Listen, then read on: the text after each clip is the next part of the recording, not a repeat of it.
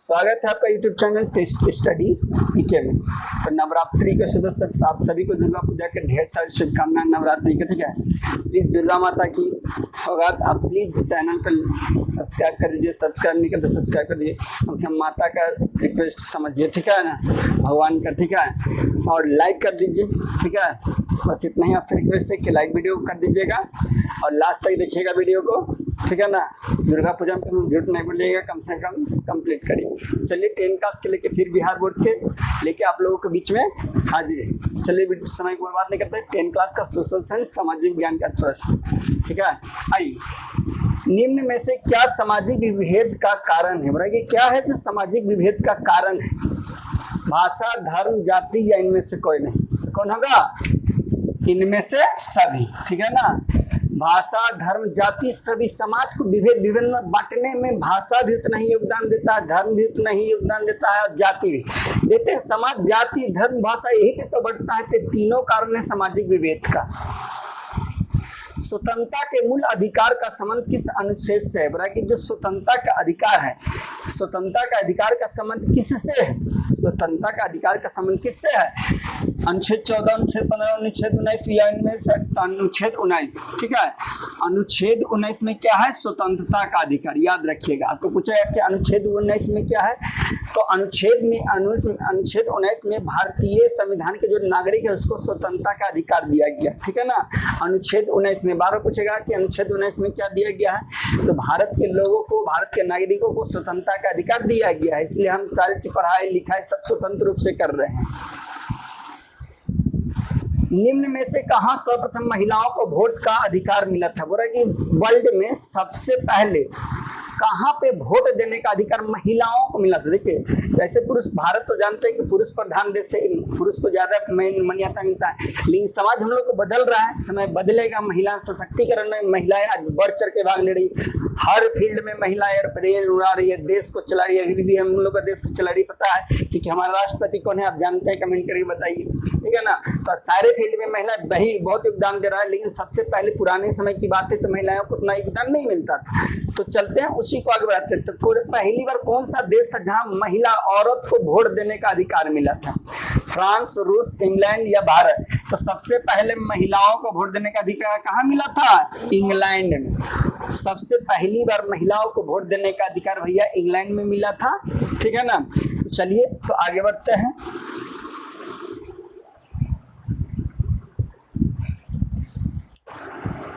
निम्न में कौन पंचायत व्यवस्थापिका है? बोला कि पंचायत की कौन व्यवस्थापिका है, ठीक है। कौन है जो पंचायत का हिस्सा, एक तरह से समझ सकते हैं कि कौन कौन है जो पंचायत की क्या होती है, हिस्सा या उसका पार्ट होता है। ग्राम सभा, ग्राम रक्षा दल, ग्राम कचहरी या इनमें से सभी? तो इनमें से सभी, ठीक है, इनमें से सभी, सब होगा, ठीक है।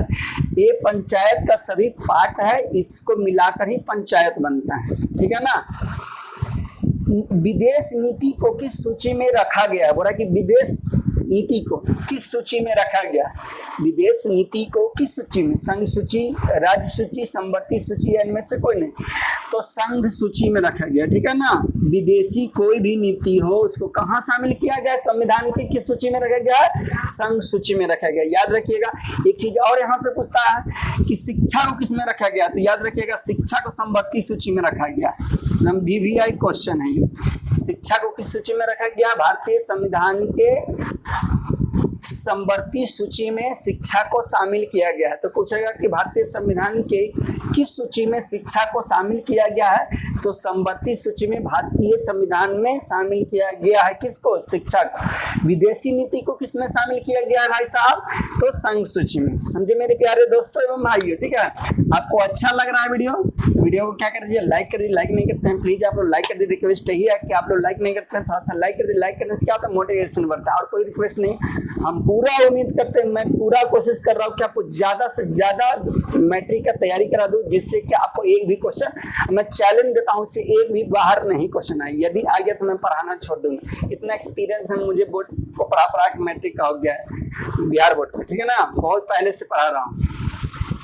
सूचना का अधिकार नामक विधेयक कब पारित हुआ? यानी पूछ रहा है कि सूचना का अधिकार है वो कब लागू हुआ, कब पारित हुआ, कब शुरू हुआ? 1996, 2002, 2004 या 2005? तो सूचना का अधिकार कब आया? 2005 में। फेमस क्वेश्चन, ये भी हर बच्चा को मुंह पर रहता है इसका जवाब, ठीक है ना।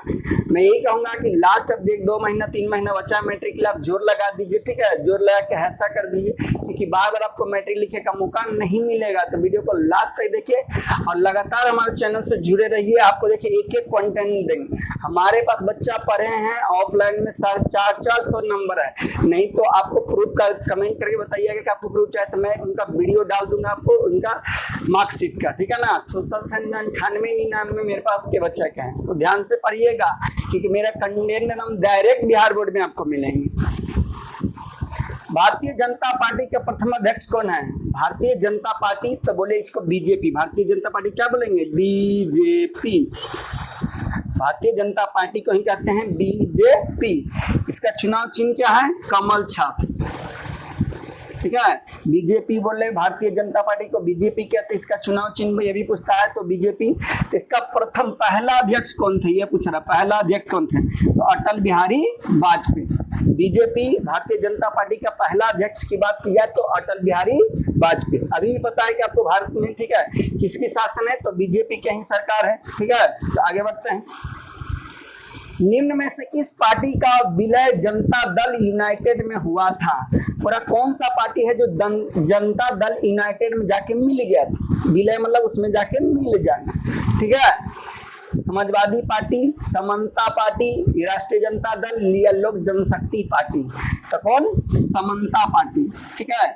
ये समता पार्टी है, एक दल है, ठीक है, जो जाके जनता दल यूनाइटेड में जाके मिल गया, ठीक है ना। जदयू, जनता दल यूनाइटेड क्या कहते हैं? जदयू। जनता दल यूनाइटेड क्या कहते हैं? जदयू, जिसका भी मुख्यमंत्री बने हुए हैं नीतीश जी, ठीक है ना, जानते ही। आगे बढ़ा जाए।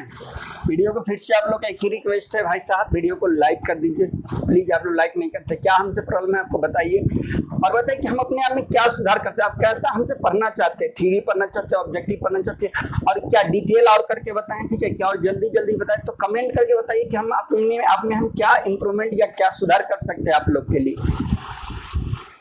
किस संवैधानिक संशोधन द्वारा संविधान की प्रस्तावना में धर्मनिरपेक्ष शब्द को जोड़ा गया? बुरा है, किस संशोधन द्वारा संविधान में क्या जोड़ा गया? धर्मनिरपेक्ष। क्या जोड़ा गया?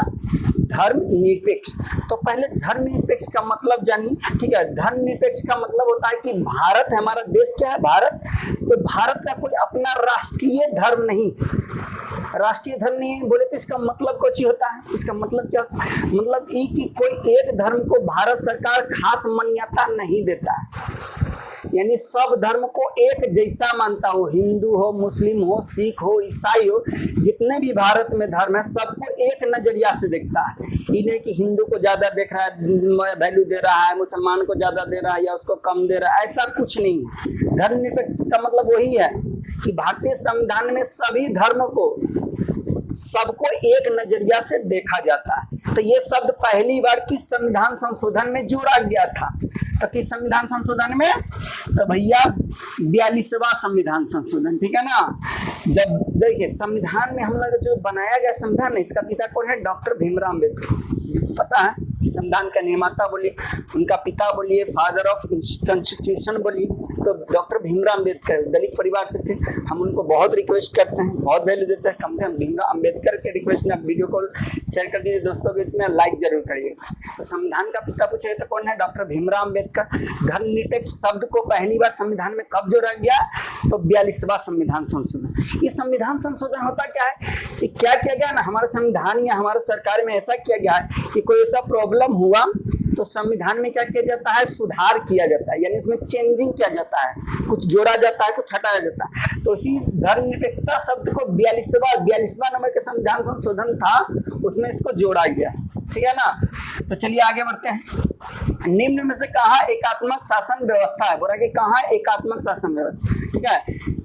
तो ठीक है, कहाँ एकात्मक शासन व्यवस्था? एकात्मक मतलब जैसे भारत में है, तो एकात्मक नहीं है यहाँ देखिए केंद्र सरकार है, राज्य सरकार है, क्षेत्रीय सरकार है कि नहीं। लेकिन एकात्मक शासन व्यवस्था में एक ही को सरकार है, सिर्फ केंद्र सरकार रहेगी। भारत, अमेरिका, कनाडा या श्रीलंका? तो कनाडा में। कहाँ है? कनाडा में एकात्मक शासन व्यवस्था, सिर्फ वहाँ केंद्रीय सरकारें होती है। ठीक है ना। तो वीडियो को बड़ा नहीं करते हैं, ठीक है, वीडियो को छोटा ही रहने देते हैं। उम्मीद करते हैं कि आपको अच्छा वीडियो लगा होगा। ठीक है, तो वीडियो अच्छा लगा होगा तो वीडियो को शेयर कर दीजिए दोस्तों के बीच में। लाइक नहीं किया तो प्लीज लाइक कर दीजिए। आज के इतना ही। जय हिंद, जय भारत।